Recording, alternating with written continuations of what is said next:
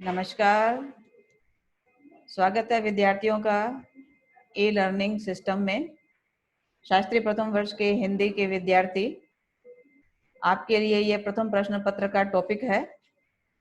आपके सिलेबस में भक्ति काल है, आदिकाल और भक्ति काल, फर्स्ट पेपर का ये नाम है। तो भक्तिकालीन कवियों में मीराबाई का एक बड़ा नाम है। तो मीराबाई के जीवन चरित्र और पाठ्य पुस्तक में सिलेबस में आपके लिए जो पद हैं उनमें से कुछ की व्याख्या आपके सामने मैं प्रस्तुत करूंगी। तो ध्यान से सुने और कोई दिक्कत हो तो व्हाट्सएप वाले ग्रुप में आप मुझे बता सकते हैं। मीराबाई, ये भक्तिमती मीरा जी हैं, जो हमारे पास भक्ति काल का पूरा एक स्वर्णिम इतिहास है। इसके ऊपर हमें ज्यादा चर्चा नाभादास जी द्वारा रचित भक्ति काल के नाभादास जी द्वारा रचित जो भक्तमाल संग्रह है, उस भक्तमाल संग्रह में हमें प्राप्त होती है। तो भक्तमाल संग्रह में मीरा जी के बारे में नाभादास जी लिखते हैं कि इतने निडर भाव से कृष्ण की भक्ति करने वाली भक्त कवियत्री इतिहास में पहले कभी नहीं हुई हैं। तो ये मीरा जी, इनका जीवन चरित्र कैसा था, कहाँ से थी, उसके बारे में एक दो बात। मीराबाई मध्यकालीन हिंदू आध्यात्मिक कवित्री हैं और कृष्ण की भक्त थी। वे भक्ति आंदोलन के सबसे लोकप्रिय भक्ति संतों में से एक हैं। भगवान श्री कृष्ण को समर्पित उनके भजन आज भी उत्तर भारत में बहुत लोकप्रिय हैं। ये तो उत्तर भारत की बात है। मैं दक्षिण की भी एक बात आपको बता देना चाहती हूँ। भारत रत्न के पुरस्कार से सम्मानित एम सुब्बा लक्ष्मी, जो कर्नाटक संगीत के महान संगीतकार हैं, उन्होंने वहां कर्नाटक शैली में मीराबाई के भजनों को गाया है। और वही कन्नड़ भाषा में मीरा जी पे जो फिल्म बनी थी उसमें उन्होंने अभिनय भी किया है।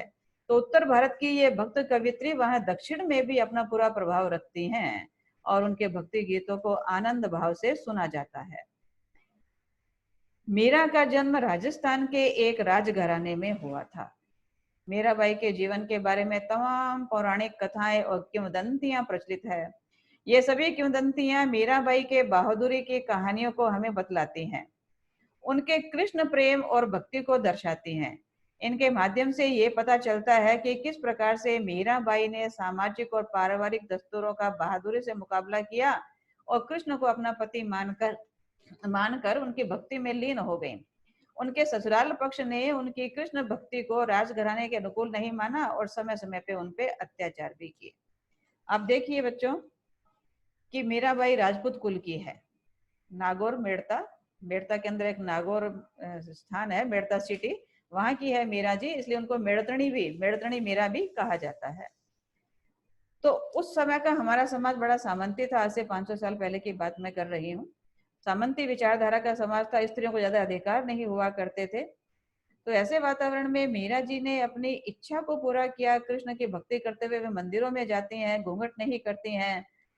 तो ऐसे निडरता पूर्वक कार्य करते हुए कृष्ण की भक्ति का दम ठोकने वाली मीरा जी जो थी, तो समाज में फिर कैसे वो सराही जाती। पारिवारिक लोगों के द्वारा उन पर अत्याचार भी किए गए थे और उन अत्याचारों में हर बार भगवत कृपा से, कृष्ण की कृपा से वे बच जाया करती थी। भारतीय परंपरा में कृष्ण के गुणगान में लिखी गई हजारों भक्ति पर कविताओं का संबंध मीरा के साथ में जोड़ा जाता है। और विद्वान ऐसा मानते हैं कि इनमें से कुछ कविताएं ही मीरा जी द्वारा रचित थी, बाकी की कविताओं की रचना 18वीं शताब्दी में हुई प्रतीत होती है। अक्सर जो कविगण होते हैं वे मौखिक भावनाओं में, मौखिक विचार से अपने गीतों को भक्तों तक पहुंचाते रहते हैं। उन गीतों के साथ साथ में उनसे जुड़ी हुई कुछ जो लय होती है, कुछ शब्दावली जो होती है, उनके बाद में कुछ और लोग गाने लग जाते हैं और वो फिर इस तरह से समझा जाता है कि उस भक्त के द्वारा ही बनाया गया है। तो मीरा जी का जो पदों का संसार हमें प्राप्त होता है, उस पदों के संसार के साथ ही अन्य कवियों के द्वारा भी मीरा जी की भावना के अनुसार बनाई गई कुछ रचनाएं भी जुड़ जाती हैं। तो इसलिए उनके पदों की संख्या वहां पर बढ़ जाती है। ऐसे ढेरों कविताएं जिन्होंने मीराबाई के द्वारा रचित माना जाता है, दरअसल उनके प्रशंसकों द्वारा लिखी मालूम पड़ती है। ये कविताएं भजन कहलाती हैं और उत्तर भारत में हमारे बहुत ही लोकप्रिय है। अब इन स्थानों को देखिए आप। ये मेड़ता का स्थान है जहाँ पर मीराबाई का जन्म हुआ। कुड़की गांव है, उस कुड़की गांव के बारे में कहा जाता है कि दूधा राव जी के यहाँ, दादा का नाम था, कि राजघराने में मीराबाई का जन्म होता है और जन्म के साथ ही वे कृष्ण की भक्ति में बड़े गहरे भाव से जुड़ जाती हैं। और ये जो आप अन्य स्थान देख रहे हैं, ये चित्तौड़गढ़ में मीरा मंदिर के नाम से प्रसिद्ध है। महाराणा कुंभा ने उनके लिए इन मीरा मंदिरों का निर्माण किया है। जब भी कभी आपको राजस्थान के पर्यटन स्थलों की यात्रा करनी हो तो उदयपुर से इन स्थानों पर जाया जा सकता है। मीरा मंदिर मन भावन है और वहां जाकर के हमें मीरा जी के चरित्र से जुड़ी हुई कुछ बातें और उनके भक्ति भाव को वहां समझने का, महसूस करने का अवसर प्राप्त होगा। तो थोड़ी सी जीवनी मीराबाई के बारे में, कि मीराबाई का जन्म राजस्थान के मेड़ता में सन 1498 में एक राज परिवार में हुआ था। उनके पिता रतन सिंह राठौड़ एक छोटे से राजपूत रियासत के शासक थे। वे अपने माता पिता की इकलौती संतान थी और जब वे छोटी बच्ची थी तभी उनकी माता का निधन हो गया था। उन्हें संगीत, धर्म, राजनीति और प्रशासन जैसे विषयों की शिक्षा दी गई, जो उनके दादा के द्वारा। मीरा का लालन पालन दादाजी की देखरेख में ही हुआ था, जो भगवान विष्णु के गंभीर उपासक थे, बड़ी पूजा करते थे उनकी। और एक योद्धा होने के साथ साथ वे एक भक्त का हृदय भी रखते थे। साधु संतों का उनके यहाँ बराबर आना जाना लगा रहता था। इस प्रकार मीराबाई बचपन से ही साधु संतों के, धार्मिक लोगों के संपर्क में आती रही। तो जो हम सुनते हैं कि मीरा जी के पास में एक कृष्ण प्रतिमा थी, वो दादाजी के यहाँ आए हुए एक कृष्ण भक्त के द्वारा ही उन्हें प्राप्त हुई थी। वे बड़े भक्ति भाव से बैठ करके उनके भजनों को सुना करती थी। तो जब उस संत ने अपने जो गठरी थी उस पिटारे में से मूर्ति जब वे वापस रखने लगे तो मीरा जी ने उसको मांग लिया था और वे उसे बचपन में ही, बाल्यकाल से ही उसे गदगद भाव से, भक्ति भाव से अपने साथ में रख करके उनकी भक्ति में लीन रहा करती थी। तो बचपन की ये जो नींव थी वही उनके अंत समय तक उनके साथ में जुड़ी रही। विवाह, अब मीरा जी का विवाह उदयपुर के राणा सांगा के पुत्र और मेवाड़ के राजकुमार भोजराज के साथ सन 1516 में संपन्न हुआ।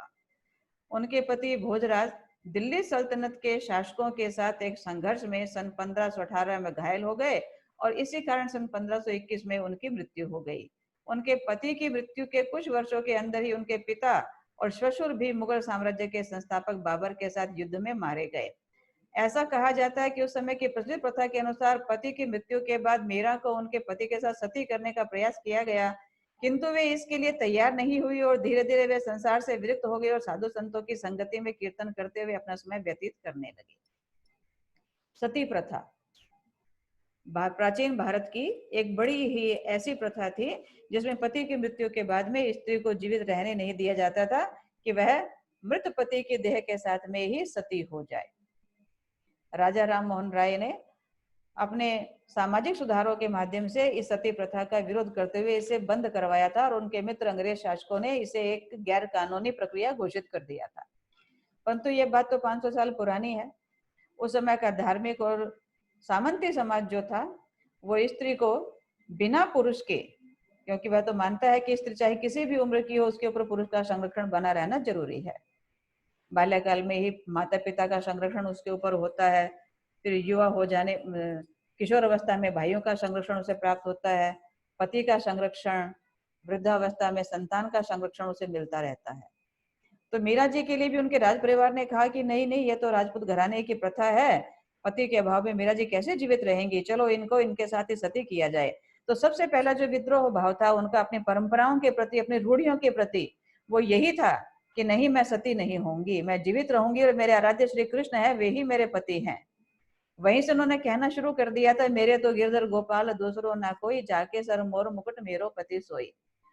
तो ऐसा निडरता पूर्वक दिया गया व्याख्यान मीरा जी के साथ में जीवन भर जुड़ा रहा और राजघराने की सती प्रथा का उन्होंने विरोध किया और वे वहां पर सती नहीं हुई। अब उनकी कृष्ण भक्ति किस प्रकार की थी? भक्त नाभादास जी तो कहते ही हैं कि मीरा जी की जो भक्ति थी, लोक लाज कुल श्रृंखला तजी मीरा गिरधर भजी। कि है कोई बाधा मेरे जीवन में जो मुझे कृष्ण की भक्ति से रोक सके? नहीं। चाहे मुझे अपने लोक की लज्जा त्यागनी पड़े, कुल की मर्यादा त्यागनी पड़े, बड़े बुजुर्गों का कहना टालना पड़े, मैं इनमें से जो भी कृष्ण की भक्ति में आड़े आएगी बात, मैं उसे छोड़ती चली जाऊंगी, मैं उसे नहीं मानूंगी। तो ऐसी मीरा जी की कृष्ण भक्ति पति की मृत्यु के बाद इनकी भक्ति दिनों दिन बढ़ती गई।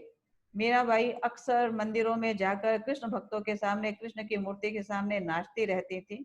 पग घुंघरू बांध मेरा नाची रे, मैं तो अपने गिरधर की हो गई आप ही दासी रे, ऐसा भजन भी वो गाती थी।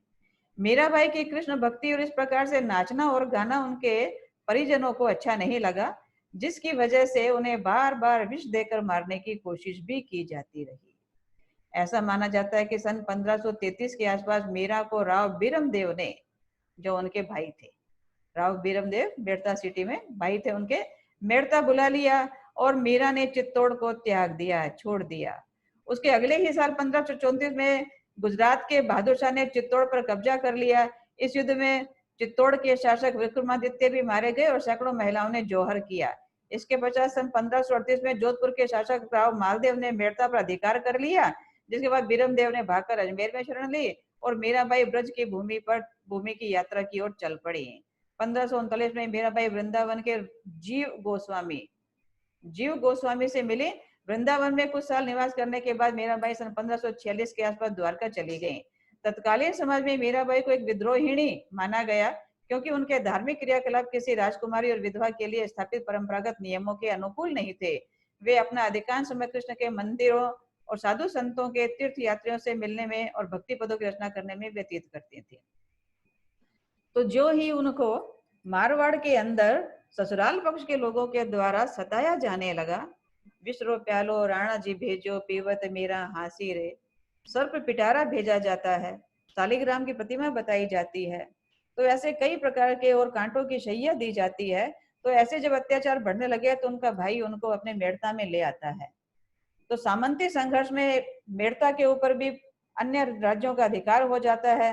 तो वहां से मीरा जी को वे अपनी सहयोगिनियों, जो मीरा जी का साथ में महिलाओं का एक दल बन गया था, उन सहयोगिनियों के साथ में वे अजमेर से पैदल यात्रा करती हुई ब्रज की भूमि की ओर चलती हैं। ब्रज की भूमि में वृंदावन में वे पहुंच जाती हैं और वहीं डेरा डाल करके, वहीं निवास स्थान बना करके कृष्ण की आराधना करने लगती हैं, बड़ी गदगद भाव से, प्रसन्न होकर के, क्योंकि मेरे कृष्ण की भूमि है ये, तो इतनी प्रसन्न होती है। तो वहां पर एक अन्य संप्रदाय के जीव गोस्वामी भी थे। कहा जाता था कि वे कृष्ण के बहुत बड़े भक्त हैं। मीरा जी ने उनसे मिलने की इच्छा व्यक्त की। तो उन्होंने अपने किसी संदेश वाहक के साथ कहा कि भक्ति मती मीरा जी आपसे मिलना चाहती है। जीव गोस्वामी ने कहा कि मैं जीव गोस्वामी किसी महिला से मुलाकात नहीं करता। तो मीरा जी ने इसके जवाब में एक पुर्जा और लिख करके भिजवाया कि महाराज, मैंने तो सुना है इस ब्रज की भूमि में एक ही पुरुष है, आप कौन से पुरुष हैं? तो जीव गोस्वामी इस बात को पढ़ते हैं कि पुरुष पुरुष तो यहाँ पर कृष्ण ही है, और हम तो सारी उनकी गोपिकाएं हैं।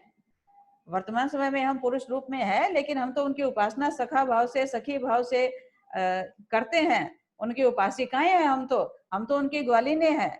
तो जीव गोस्वामी को मीरा के इस एक शब्द से कि पुरुष तो एकमात्र कृष्ण ही है और हम तो सब उनके रूप के लोभी हैं, उनके भक्ति के लोभी हैं, उनके श्रृंगारिक रूप से स्नेह करने वाले हैं। तो जीव गोस्वामी पुनः फिर दौड़ करके मीरा जी से मिलने के लिए आते हैं, और फिर उस समय में मीरा जी वृंदावन में रह करके कृष्ण की आराधना में लीन रहती है। वृंदावन में जो देखती हैं उसे भी अपने पदों में स्थान देती हैं। उनकी भाषा में हमें जो कई शब्द मिल जाते हैं, राजस्थानी शब्द है, ब्रज भाषा का शब्द है, गुजराती का शब्द है, तो वह उनकी इन देशों की यात्रा करने से, वहां कुछ कुछ समय व्यतीत करने से, वहां की स्थानीय लोगों से मेल मुलाकात करने के कारण भाषा का समावेश उन स्थानीय शब्दों का उनकी कविताओं में, उनके पदों में हमें प्राप्त हो जाता है।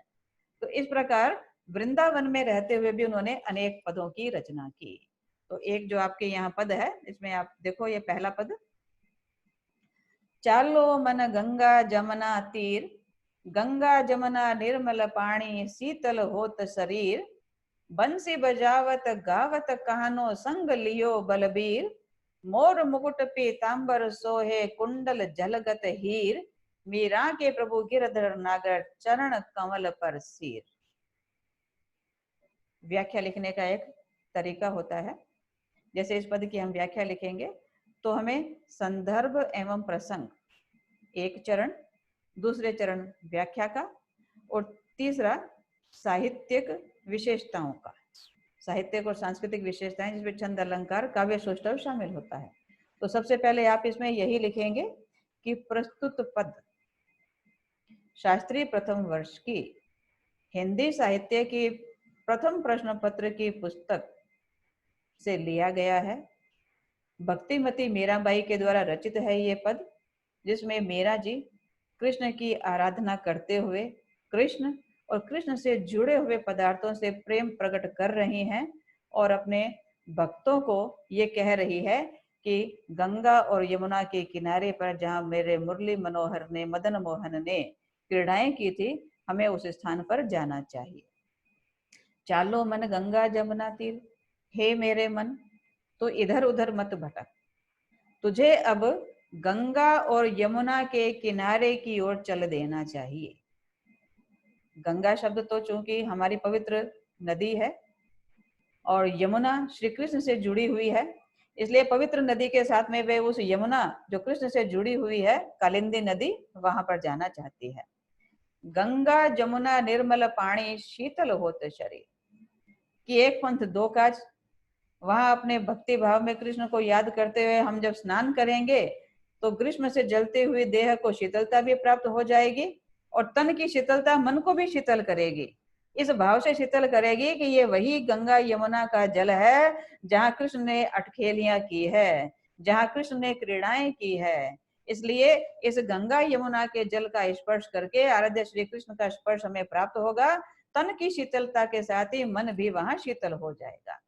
बंसी बजावत गावत कानो संग लियो बलवीर, अपने आराध्य को याद करती हुए कह रही है कि श्री कृष्ण यहाँ पर अपने भाई बलबीर के साथ में, अपने ग्वाल मित्रों के साथ में गायों को चराते हुए और गोधन का गीत गाते हुए, बांसुरी बजाते हुए इन स्थानों पर भ्रमण किया करते थे।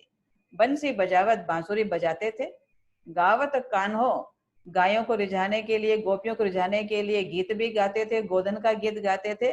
संग लियो बलबीर, अपने बड़े भाई बलबीर के साथ, ग्वाल मित्रों के साथ में वे आते थे। मोर मुकुट पीतांबर सोहे कुंडल झलकत हीर, अब उनका स्वरूप कैसा मेरे मन मंदिर में बसा हुआ है, ऐसा मीरा जी कह रही है कि उनके माथे पर मोर पंखों का मुकुट शोभायमान होता है। मोर मुकुट, पीतांबर, और देह पर पीतांबर पीले रंग का वस्त्र वे पहनते हैं, पीतांबर जिसका नाम है। सोहे सुशोभित होता है। कुंडल झलकत हीर, कानों में जो कुंडल है उनके, वे हीरे जड़े हुए झिलमिलाते रहते हैं। वे जब गाते हैं, बांसुरी बजाते हैं तो कानों के कुंडल जिसमें हीरा लगा हुआ है वो झिलमिलाता रहता है। मीरा के प्रभु गिरधर नागर, इस पंक्ति में देखिए मीरा जी कहती है कि हे प्रभु आप ही मेरे सर्वस्व हैं, हे गिरधर गोपाल, हे चतुर गिरधारी, आप ही मेरे सर्वस्व हैं और मैं आपके कमल के समान कोमल चरणों में शीश झुकाती हूँ, आपको प्रणाम करती हूँ। तो इस प्रकार मन को संबोधित करते हुए मीरा जी कहती है, अरे मेरे मन, इस संसार में इधर उधर मत भटक, गंगा यमुना के पवित्र सरोवर में चला, पवित्र जल के पास चला जा, जहाँ आराध्य श्री कृष्ण ने भी गंगा बांसुरी बजाते हुए, गोधन का गीत गाते हुए अपने ग्वाल मित्रों के साथ में आनंद उत्सव मनाया था। मोर मुकुट और पीतांबर को पहनकर, अपने कुंडल जिसमें वे हीरों के साथ में शोभायमान होते थे, झिल मिलाया करते थे, वहां उस स्थान पर जाकर के हम उनका सानिध्य प्राप्त करेंगे। तो भाषा इसकी राजस्थानी ब्रज मिश्रित भाषा है। आराध्य श्री कृष्ण का एक निष्ठ से भक्ति भाव से चित्रण किया गया है और कृष्ण को ही वे अपना सर्वस्व मान रही हैं। ठीक है इतना। अब अगला, ये जैसे वह राग सुहा, ये गायन के संगीत के राग होते हैं, चूंकि ये भक्ति के पद है, भजन के पद है, तो राग सुहा में गायक इसको गाते हैं। अब ये राग मधुमास सारंग में, अब यहाँ पर इसको, या ब्रज में कछु देखो रिटोना, या ब्रज में कछु देखो रिटोना, ले मटुकी सिर चली गुजरिया, आगे मिले बाबा नंद जी के छोना, दधी को नाम बिसर गयो प्यारी, ले लहुरी कोई श्याम सलोना, वृंदावन की कुंज गलिन में आंख लगाए गयो मन मोहना, मीरा के प्रभु गिरधर नागर, सुंदर श्याम सुघर रसलोना। जब वे ब्रज की भूमि में आ जाती हैं, उस ब्रज की भूमि में हर किसी को वे कृष्ण की भक्ति में डूबा हुआ पाते हैं।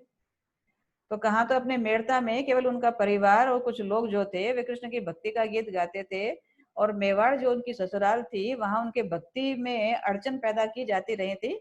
लेकिन यह मथुरा की भूमि, ब्रज की भूमि, वृंदावन की भूमि है, जो यहाँ तो इसका कण कण कृष्णमय है, इसका कण कण अपने गिरधर गोपाल के भक्ति में डूबा हुआ है, उसके रंग में डूबा हुआ है। मीरा जी ने इस अद्भुत चमत्कार को वहां पर देखा और इस प्रकार इस पद का निर्माण किया कि हे सखी, इस ब्रज की भूमि में मैंने एक अद्भुत टोना, जादू टोना देखा। जादू टोना तो जानते हो ना, तांत्रिक प्रक्रिया इत्यादि, कुछ भी कुछ बदल देना, इंद्रजाल, सम्मोहित कर लेना, इंद्रजाल का प्रयोग कर लेना। तो इसमें मीरा जी कह रही है कि हे सखी, मैंने तो इस ब्रज की भूमि में कुछ जादू टोना देखा है। ले मटकी सिर चली गुजरिया, कि एक गुजरी जो दूध दही का व्यापार करने वाली है, अहिर जाति की स्त्री, कि एक गुजरी अहिर जाति की स्त्री अपने सर पे मटकी लेकर के जा रही थी, और उस मटकी में हो सकता है दूध हो या दही हो, यानी कि गोड़ से बना हुआ कोई भी पदार्थ हो सकता है, क्योंकि गोधन ही वहां पर्याप्त मात्रा में पाया जाता था। तो गोरस से बने हुए पदार्थों का ही क्रिया व्यापार वे करते थे। तो उस मटकी में दूध और दही, गोरस से बने हुए कुछ पदार्थ थे, जिसको लेकर के वह बेचने जा रही थी। आगे मिले बाबा नंद जी के छोना, छोना यानी कि बच्चा, लड़का। जब वह गुजरी अपने घर से मटकी लेकर के निकली, तो थोड़ा चलने पर उसे नंद बाबा का लड़का कृष्ण मिल जाता है। दधी को नाम बिसर गयो प्यारे। उस गुजरी की मटकी में जो दही था, जिसे वह बेचने के लिए जा रही थी और आवाज लगा रही थी, दही ले लो, दही ले लो, दही ले लो, तो ये दही का नाम तो वो भूल गई, बिसर गई, यानी कि विस्मृत हो गया। ये दही का नाम तो उससे विस्मृत हो गया। प्यारी, उस प्यारी ललना स्त्री, ले लो होरी कोई श्याम सलोना, उसके मुख से क्या निकलने लगा जब बाबा नंद के लड़के को देखा उसने, क्योंकि छोटा सा कृष्ण जो है, सभी लोगों का स्नेह दुलार उसे प्राप्त होता था, और बड़ा ही लावण्य स्वभाव था, लावण्य शरीर था, मूर्ति थी उनकी। तो वे कहने लगे कि इस छोटे से बच्चे को देखकर कि कोई श्याम सलोना, श्याम सलोना ले लो, कि अद्भुत चमत्कार, कि क्या उसकी मटकी में श्याम सलोने आ गए हैं, या उसकी भाषा में कोई परिवर्तन आ गया है, या वो कृष्ण के भाव में ऐसी डूब गई है। ये जादू मैंने वहां पर देखा। मीरा जी लिख रही हैं इस पद में, वृंदावन की कुंज गलिन में, वृंदावन की कुंज गलिन में आंख लगाई गयो मन मोहना। इस प्रकार उस वृंदावन की कुंज गलियों में, कुंज कहते हैं उपवनों को, छोटे बगीचे जो होते हैं, तो उन कुंजों के अंदर, वृंदावन की कुंजों की गलियों में, उपवनों की गलियों में आंख लगाए गयो मनमोहना। इस प्रकार वह मनमोहन जो है ग्वालिनों से प्रेम करने लगा, और वे ग्वालिने भी है अपने गोरस के क्रिया व्यापार को भूलकर कृष्ण से प्रेम करने लगी। मीरा के प्रभु गिरधर नागर, कि ऐसे चमत्कारी श्री कृष्ण जो कि अपने भक्तों को देखकर प्रसन्नचित्त हो जाते हैं, उनके मन में अपने लिए स्नेह जगा देते हैं, और स्वयं के मन में उनके लिए भक्ति का भाव जगा देते हैं। तो ऐसे श्री कृष्ण मीरा के भी आराध्य हैं। वे चतुर गिरधर गोपाल मीरा के सर्वस्व हैं। सुंदर श्याम सुघर रस लोना, लावण्य से संपन्न उनकी मूर्ति, उनका चेहरा जो कि भली प्रकार से गढ़ा गया है, अच्छी प्रकार से बनाया गया है। घनश्याम के उस स्वरूप की मीरा भी लोभी हो गई है। मीरा के हृदय में भी श्री कृष्ण का यही स्वरूप निवास करता है। तो इस प्रकार इसे भी हम जब व्याख्या खंडों में लिखेंगे तो संदर्भ एवं प्रसंग इसी प्रकार का आएगा। शास्त्री प्रथम वर्ष है, और प्रथम प्रश्न पत्र का भक्ति काल की भक्त कवियत्री मीराबाई, भक्त शिरोमणि मीरा जी इस पद में निवेदन करती है। फिर व्याख्या इसकी इस प्रकार से लिख देंगे कि अद्भुत स्वभाव देखा मीरा जी ने वहां पर ब्रज की भूमि का, कि ये ब्रज की भूमि जो कि कृष्ण की भक्ति में पूरी तरह से डूबी हुई है, जब श्री कृष्ण सामने आ जाते हैं अपने अपने क्रिया व्यापारों को भूल करके, वे कृष्ण के प्रेम में लीन होकर के केवल उन्हीं का नाम रटते रहते हैं। तो ऐसे अद्भुत स्वरूप वाले श्री कृष्ण ही मीरा के भी सर्वस्व है, और मीरा जी उन्हीं की भक्ति करती हैं। तो आप इसको भी अपने पुस्तक में लिख लेंगे, और कोई दिक्कत हो तो व्हाट्सएप पे ग्रुप में मुझे बता देंगे। अब एक अन्य पद, राग खम्माच, संगीत में राग खम्माच है जिसमें इस पद को गाया जाएगा।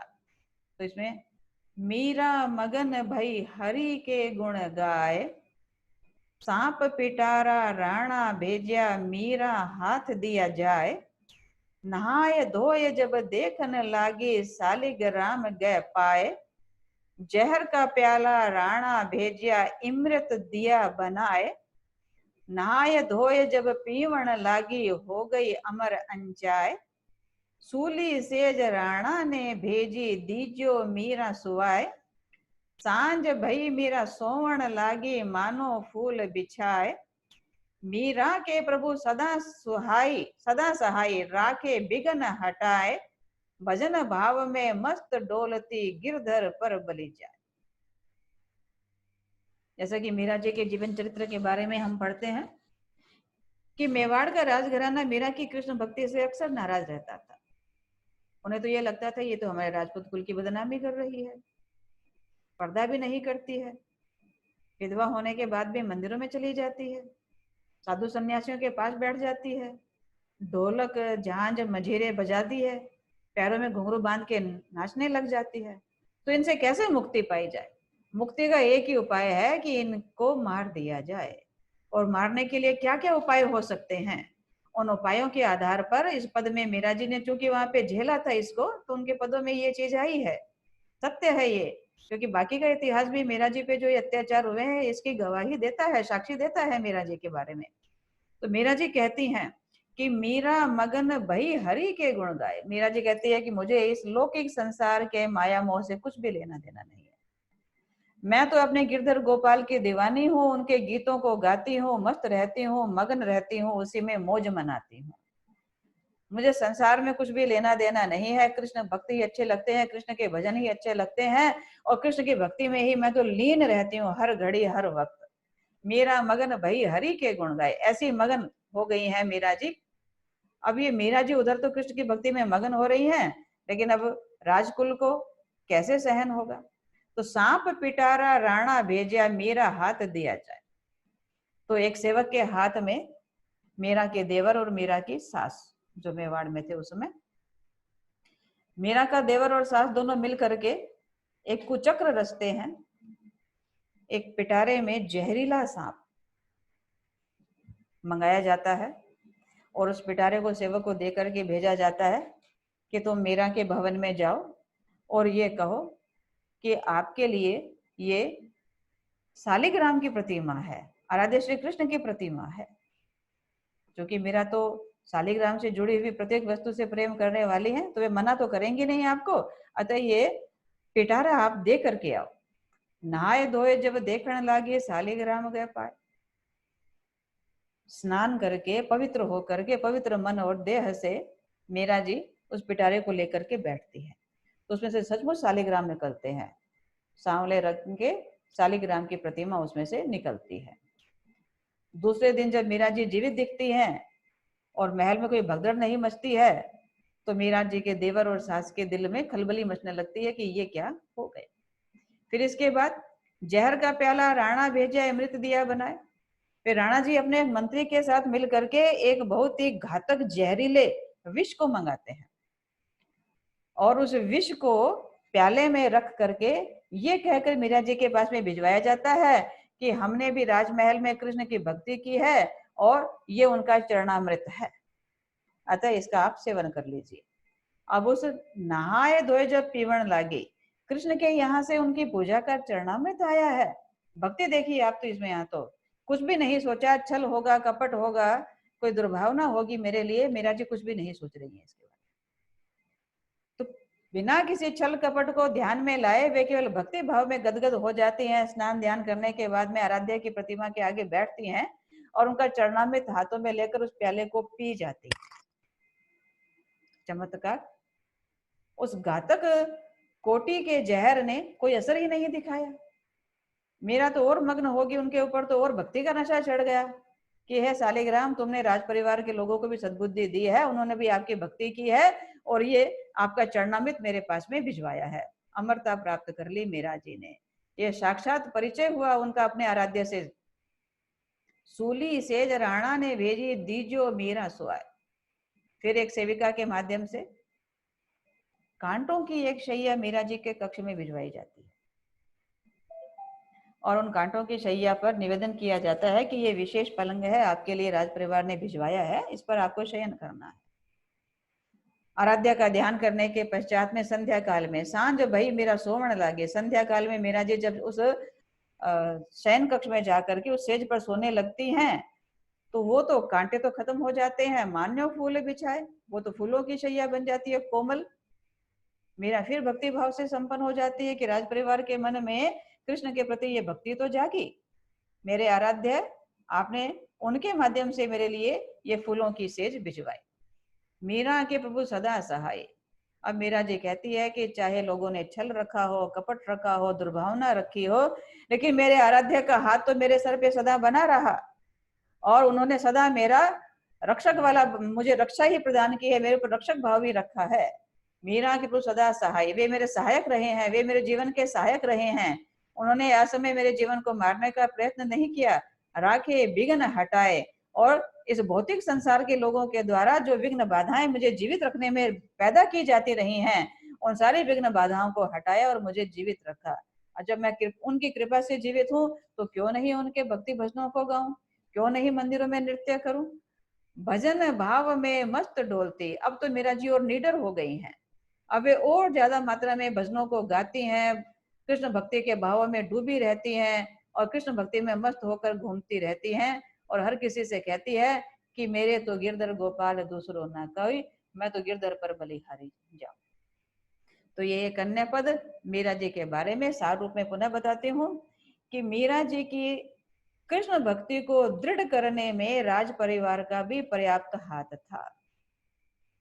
जिस समय राज परिवार मीरा को अपनी राजपूती मर्यादा का एक बाधक तत्व मान रहा था और उन्हें अपने रास्ते से हटाने के लिए कई प्रकार के घिनौने प्रयत्न कर रहा था, उस समय मीरा जी की कृष्ण भक्ति इतनी प्रबल हो रही थी कि उन घिनौने प्रयत्नों के द्वारा जो जो वस्तुएं मीरा जी के पास में भिजवाई गई वे सभी ईश्वर की कृपा से सद्गुणों में परिवर्तित हो गई और मीरा के जीवन को उन्होंने सुरक्षित बना दिया।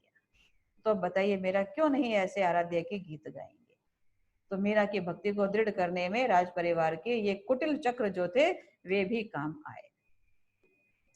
अब एक और भजन मीरा जी का जो अक्सर हम चाहे आकाशवाणी हो, दूरदर्शन हो, आकाशवाणी में जैसे विविध भारती का चैनल है, जब इसको हम सुबह लगाते हैं, और भी जो भक्ति वाले चैनल हैं सुबह सुबह लगभग सुबह 5 बजे से 6 बजे का समय या किसी किसी चैनल का 6:30 बजे तक का समय है, आप जब भक्ति चैनल ऑन करते हैं एफएम पर भी लगाएंगे तो एफएम पर आपको मीरा जी के भजन सुनाई देंगे और उन मीरा जी के भजनों में ये एक जो भजन है ये भी बहुत बार सुना जाता है, जिसमें क्या कहती है मीरा जी कि पायो जी मैंने राम रतन धन पायो, पायो जी मैंने राम रतन धन पायो, वस्तु अमोलक दी मोरे सतगुरु, वस्तु अमोलक दी मोरे सतगुरु, कृपा कर अपनायो, पायो जी मैंने राम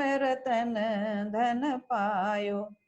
मीरा जी कह रहे हैं, भक्त शिरोमणि मीराबाई, कि हे भक्तों, इस संसार में मेरे पास भौतिक और सांसारिक संपन्नताओं में सबसे अमूल्य है श्री कृष्ण का नाम रूपी अमूल्य रत्न।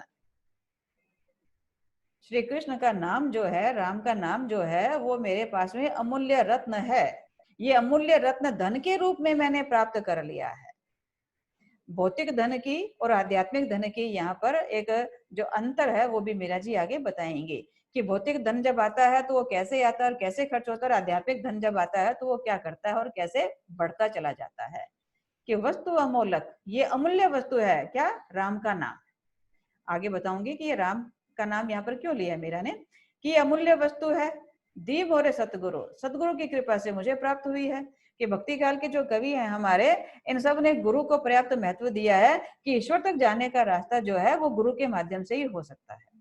और मीरा के गुरु रैदास थे, तो रैदास जी ने उन्हें कृष्ण की भक्ति में और लीन किया, और ये कृष्ण की भक्ति आगे जाकर सगुण भक्ति का स्वरूप होते होते निर्गुण में भी बदल जाती है, इसलिए वहां यह राम शब्द आया है। कि मेरे सदगुरु की कृपा से ये अमूल्य धन मुझे प्राप्त हुआ है, कृपा कर अपनायो। सदगुरु की भी कृपा हुई मुझ पर, जो उन्होंने मुझे अपना शिष्य बनाया, मुझे अपने शिष्यत्व में लिया और मुझे ज्ञान की धारा पर चलने के लिए मार्ग सुझाया, मुझे वे प्रयत्न बताए, मुझे वे समाधि की अवस्थाएं बताई, मुझे वो योग क्रियाएं बताई जिनके माध्यम से मैं राम का ध्यान लगा सकती थी, मैं समाधि में जा सकती थी। जन्म जन्म की पूंजी पाई, जग में सभी खो आए। मीरा जी कहती है कि जग में यूं तो मेरे पास में भौतिक संसाधनों के रूप में कुछ भी नहीं है, वो तो सब मेरा खो गया है, लेकिन जो राम का नाम है वो मेरी जन्म जन्मांतर की पूंजी है। ये मुझसे कभी भी ना तो खर्च होगी, ना कभी कोई खत्म होगी, ना कोई चोर चुराएगा इसे। ये अमूल्य निधि है और मेरी जन्म जन्मांतरों की पूंजी है। हर जन्म में ये पूंजी मेरे साथ बनी रहेगी, चाहे मैं कभी भी किसी भी जन्म में कहीं रहूं। ये जन्म जन्म की पूंजी है और इसके अलावा मेरा संसार में और कुछ भी मेरा भौतिक साधनों के रूप में पूंजी रूप में नहीं है। खर्च नहीं कोई चोर न लेवे। ये अमूल्य धन जो है ये खर्च ही नहीं होता, चोर भी नहीं लेता, दिन दिन बढ़ता सवायो। और दिन प्रतिदिन ये तो सवा गुना बढ़ता ही जाता है। कैसे? खर्चे कि हम जब राम का नाम लेंगे तो राम का नाम लेते रहेंगे, भक्ति भाव में डूबते रहेंगे, भगवत भजन के अनुसार कार्य करते रहेंगे, तो वह हमारा जो है धन बढ़ता चला जाएगा। जो हमारी कर्मों की तिजोरी है, हमारी जो पुण्य की तिजोरी है, उसमें ये धन जो है वो वृद्धि को प्राप्त होता चला जाएगा। तो जितना हम इसको खर्च करते हैं, मुंह से बोलते हैं या दरबार में जाकर के गाते हैं या मंदिरों में जाकर के नृत्य करते हैं, तो ये जो धन है हमारा बढ़ता जाता है। खर्च करने पर भी खर्च नहीं होता, खर्च करने पर भी खर्च नहीं होता है से मतलब ये है कि आप इसको वृद्धि प्रदान करते रहेंगे और दिन दिन बढ़ते सवायो। जैसे जैसे आप इसका प्रयोग करेंगे ये दिन प्रतिदिन सवा गुना बढ़ता चला जाएगा। सत्य की नाव खेवटिया सतगुरु, मैं सत्य की नाव पे सवार हूं और इसके केवट हैं, इस नाव को खेने वाले मेरे सतगुरु हैं। भव सागर तर आयो, संसार रूपी सागर को मैं इसी के माध्यम से पार कर आई हूँ, मेरा उद्धार हो रहा है। मीरा के प्रभु गिरधर नागर, हरस हरस जस गायो। मीरा जी कहती है, हे चतुर गिरधर गोपाल, आप ही मेरे सर्वस्व हैं और मैं खुश हो होकर, हर्ष हर्ष हर्षित होकर, खुश होकर, प्रसन्न हो होकर आपके यश का गीत गाती रहती हूँ। अब बच्चों ये समझिए कि राम का नाम, मीरा को हम भक्ति काल में सगुण भक्ति के उपासक के रूप में पढ़ते हैं। सगुण भक्ति के रूप में वे कृष्ण की अन्य अन्य रूप की उपासिका है। वे उनके सगुण रूप में मोर मुकुट है, पीताम्बर है, कानों में कुंडल है, मुरली बजाने वाले हैं, इन सारे स्वरूपों की उपासिका है। फिर बाद में वे निर्गुण विचारधारा की भी उपासिका हो जाती है। सगुण तो हमें तब चाहिए जब हमारी भक्ति कच्ची होती है। जब हम भक्ति में कच्चे होते हैं तभी हमें ईश्वर की कोई मूर्ति चाहिए, उसकी कोई फोटो चाहिए, तस्वीर चाहिए, ताकि हम अपना ध्यान लगा सके। जैसे जैसे हमारी सगुण रूप की भक्ति पक्की होने लगती है, फिर तो हम आंख बंद करके बिना मंदिर जाए कहीं पर भी बैठ करके अपने भगवान को याद कर सकते हैं। तो वो निराकार स्वरूप वाली भक्ति हो जाती है। तो मीरा जी की ये भक्ति जो थी सगुण के मार्ग से निराकार की ओर गई है, निर्गुण की ओर गई है। इसलिए उन्होंने यहाँ पर बाद के जो उनके पद हैं, उन्होंने राम का नाम लिया है। राम का नाम यहाँ तात्पर्य है परमात्मा से, और जो ये परमात्मा उनका वह कृष्ण ही है। इस लोक को सुधारने वाला जो परमात्मा है उनका, वह ईश्वर ही है। तो वहां इस लोक के क्रियाकलापों में भगवत भजन करती हुई हर्षित हो करके मीरा जी परलोक के पुण्यों को बढ़ा रही हैं, परलोक की धन संपदा को बढ़ा रही हैं, और वही अमूल्य निधि लेकर इस संसार को जब छोड़ करके जाएंगे तो चाहे उसके बाद कितने ही जन्म हो, उन सब पुनर्जन्मों के अंदर वे इसी सौगात के साथ में पुनः धरती पर आती रहेंगी। और अब एक ये जो है हमारा भजन मीरा जी का, ये भी एक बड़ा प्रसिद्ध भजन है मीरा जी का। आप इसको, मीराबाई के चरित्र के ऊपर फिल्म भी बनी है, गुलजार ने बनाई है, मीराबाई, जिसमें हेमा मालिनी ने मीराबाई का अभिनय किया है और लता मंगेशकर के गाए हुए भजन है। यूट्यूब या अन्य कुछ भी चीजें सर्च करेंगे आप तो आपको यहाँ पर वे सब चीजें मिल जाएंगे। तो मन चाकर राखो जी, श्याम मन चाकर राखो जी, अर्थात चाकर दास, मन चाकर राखो जी, गिरधारी लाल मन चाकर राखो जी। हे गिरधर गोपाल, आप तो मुझे अपने दासत्व में ले लो, अपनी मुझे दासी बना लो, मैं तो आपकी चाकरी करूंगी, आपकी दासी बनी रहूंगी, आपकी सेविका बनी रहूंगी, आपकी मैं चाकरी करूंगी। चाकर रहस्यू बाग लगास्यू, नित उठ दर्शन पास्यू। कौन सी चाकरी चाहिए मीरा जी को? कि आपके लिए मैं बाग लगाने का, उपवन सजाने का, बगीचा तैयार करने का काम करूंगी। हे प्रभु, आप मुझे अपने दासी बनाइए। दासी बन करके मैं आपके लिए बाग लगाऊंगी और नित्य उठ दर्शन पासु। उस बाग में जब मैं काम करते हुए बैठूंगी तो आप उस बाग में जब टहलने के लिए आएंगे तो मुझे नित्य प्रति आपके दर्शन हो जाएंगे। मेरा जी अपने आराध्य के दर्शन का कोई भी पल छोड़ना नहीं चाहती है, बेकार नहीं करना चाहती है। वे कहती हैं कि हे गिरधर गोपाल, आपका दासत्व ग्रहण कर लूंगी मैं, तो आपका जो आपके लिए जो बाग बनाऊंगी उसमें सेवा चाकरी करने के लिए वहीं रहा करूंगी। तो बाग में आप घूमने के लिए आएंगे, सैर करने के लिए आएंगे, तो मुझे सुबह सुबह ही आपके दर्शन हो जाया करेंगे। तो ये मेरे लिए परम सौभाग्य की बात है। वृंदावन की कुंज गलिन में गोविंद लीला गास्यो। या तो फिर आप मुझे अपनी चाकरी में रखते हैं तो आपके मैं पदों का गायन करती रहूं, कि वृंदावन की कुंज गलियों में जहां कहीं भी आप क्रीड़ा करते हैं, भ्रमण करते हैं, अपने गोप गोपियों से मुलाकात करते हैं, वहां रह करके मैं भी आपके लीला के पद गाया करूंगी। आप जो लीला करते हैं उस लीला यानी कि आपकी क्रीड़ाएं जो है, आपके जो कार्य जो है, अपने पदों में गा करके उनको लोगों को सुनाया करूंगी। चाकरी में दर्शन पाऊं, सुमिरन पाऊं खर्चे। अब दास रखा है, चाकर रखा है, तो उसे कुछ तो वेतन देना पड़ेगा, कुछ तो वेतनमान उसको देना ही पड़ेगा। तो मेरा जी ने यहाँ पर क्या वेतनमान मांगा है, क्या अपना मेहनताना मांगा है कि हे प्रभु, यदि आप मुझे चाकर रखते हैं तो मेरा वेतन होगा कि मुझे आपके नित्य प्रति दर्शन होते रहें, कि आप मुझे दर्शन देते रहें, यही मेरा मेहनताना है। और सुमिरन पाऊं खर्ची, ये खर्ची शब्द है, ख है यहाँ पर, सुमिरन पाऊं खर्ची। अब एक तो होता है वेतनमान, मूल वेतन, दूसरा होता है कुछ भत्ते इत्यादि, तो जो प्रतिदिन के हिसाब से मिलता है। तो मेरा जी यहाँ पर जो खर्चे के रूप में मांग रही है सुमिरन, के आपके याद करूं मैं नित्य प्रति, आपके स्वरूप का, आपके लीला के पदों का मैं गायन करते हुए आपके स्मरण में डूबी रहूं, ये मेरी खर्ची होगी। आप मुझे दर्शन तो देंगे ही देंगे, लेकिन आपकी स्मृति में मैं डूबी रहूं, आपका मैं स्मरण करती रहूं, स्मरण में मैं माला भी जपती रहूं, आपका भजन भी गाती रहूं, ये मेरी खर्ची होगी। भाव भक्ति जागीरी पाऊं, तीनों बातें सरसे।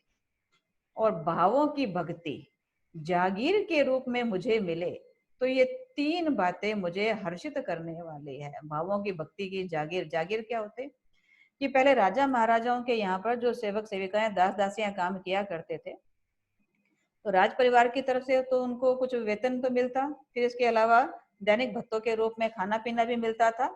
इसके अलावा उनको कहीं कहीं कुछ भूमि भी प्रदान की जाती थी, कि चाहो तो वे वहां खेती कर ले, मकान बना करके रह ले, या कुछ और काम कर ले, रिटायरमेंट के बाद में वहां चले जाए वहां। तो इस प्रकार मीरा जी भी कृष्ण की चाकरी में आना चाहती है, और चाकरी में आकर के अपने 3 प्रकार के वेतनमानों को निर्धारित कर लिया उन्होंने, कि चाकरी में एक तो दर्शन पाने का वेतन रहेगा, और स्मरण करने की मुझे खर्ची भत्तों के रूप में प्राप्त होगी, और यदि आप प्रसन्न होकर मुझे कोई जागीर भी देना चाहते हैं तो वो जागीर होगी कि आपके जो भजन है मैं जब भी गाऊं तो उसमें आप मेरे भावों को भर देना। भाव भरने से तात्पर्य है कि कृष्ण की भक्ति में डूब कर, उसमें लीन होकर के ही एक पल के लिए भी मैं कृष्ण से अलग ना हूं, एक पल भी मुझे कृष्ण की भक्ति से अलग होने का भाव ना झेलना पड़े, ऐसी भावों से भरी हुई भक्ति हो मेरी कृष्ण के लिए। ये तीनों बातें मुझे हर्षित करने वाली हैं, और इस प्रकार से ये मेरे वेतन और खर्चे और जागीर है, आप मुझे अपनी सेवा में रख लो।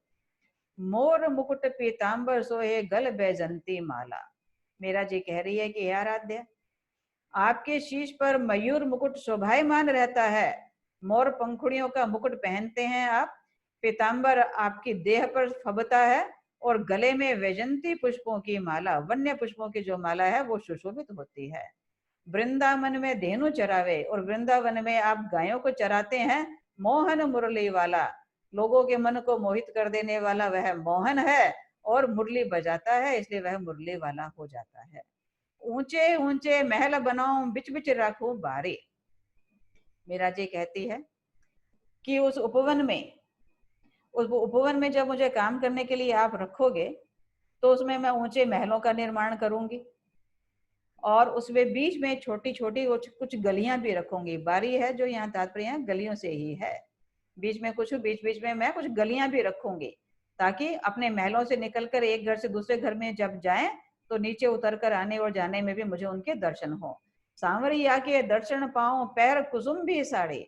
और इस प्रकार मैं अपने सांवरिया के, गिरधर गोपाल के दर्शन पाऊंगी, दर्शन मुझे नित्य प्रति प्राप्त होते रहेंगे, और उनके दर्शन पाने के लिए भी मैं केसरिया रंग की, कुसुम्बी रंग की, जो केसरिया रंग है, जो भगवा रंग से मिलता जुलता सा रंग है, वह भगवे रंग की साड़ी जो है, कुसुम्बी साड़ी पहनूंगी। जोगी आया जोग करण को तप करने सन्यासी। इस संसार में योगी आता है, योग की प्रक्रियाएं सीखता है, योग करता है। तपस्वी आता है, सन्यासी आता है, तपोभूमि में बैठता है, समाधि में लीन होता है। हरि भजन को साधु आए, और हरि का भजन गाने के लिए साधु स्वभाव के लोग आते हैं। वृंदावन के वासी वे सभी यहीं आते हैं और उसी वृंदावन में निवास करने लग जाते हैं कि हे प्रभु, इस वृंदावन की भूमि में आपको ढूंढते हुए, आपके भक्ति का भजन करते हुए, चाहे कोई योगी हो, सन्यासी हो, तपस्वी हो, भजन गाने वाला साधु हो, वे सभी आते हैं और यही वृंदावन के निवासी हो जाते हैं कि वृंदावन की भूमि से जुड़ करके हमें आराध्य श्री कृष्ण के नित्य प्रति दर्शन हो जाएंगे। मीरा के प्रभु गहर गंभीरा, हृदय रहो जी धीरा। हृदय रहो जी धीरा, ये हृदय शब्द है, हृदय। कि मीरा जी कहती है कि हे प्रभु, आप तो अपने भक्तों के प्रति बड़े गहरे गंभीर भावों से भरे रहते हैं। आप मुझे अपनी चाकरी में रखोगे ही रखोगे, मुझे ना नहीं करोगे, मुझे मना नहीं करोगे।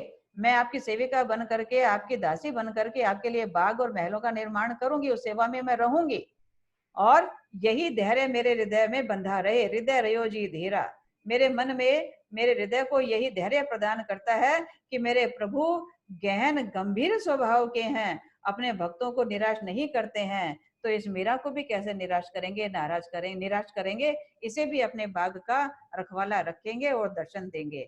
आधी रात प्रभु दर्शन दीनो जमुना जी के तीरा। मीरा जी कहती है कि इस प्रकार मेरे आराध्य है उन बागों में घूमते हुए, विचरण करते हुए यमुना नदी के किनारे पर चले जाते हैं, और वहीं गोप ग्वालों के साथ में रास लीलाओं का आयोजन होता है, और वहीं पर मैं अपने आराध्य के दर्शन करती हूँ। धन्य है यह मेरा, जो प्रभु की भूमि में पहुंचकर अपनी कल्पनाओं में प्रभु के हर क्रियाकलाप को ध्यान में लाती हुई उनके उसी स्वरूप के दर्शन कर लेती हैं। तो परीक्षा के लिहाज से ये इम्पोर्टेंट भी हो सकता है।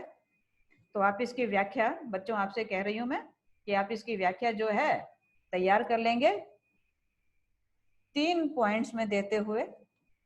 संदर्भ और प्रसंग लेंगे, दूसरे पॉइंट में इसकी व्याख्या लिखेंगे शब्दावली का अर्थ प्रकट करते हुए, और अंत में आप इसकी विशेष बताएंगे कि इसमें क्या सौष्ठव है, इसका कला पक्ष क्या है, इसका भाव पक्ष क्या है, छंद अलंकार भाषा शैली इसकी क्या है।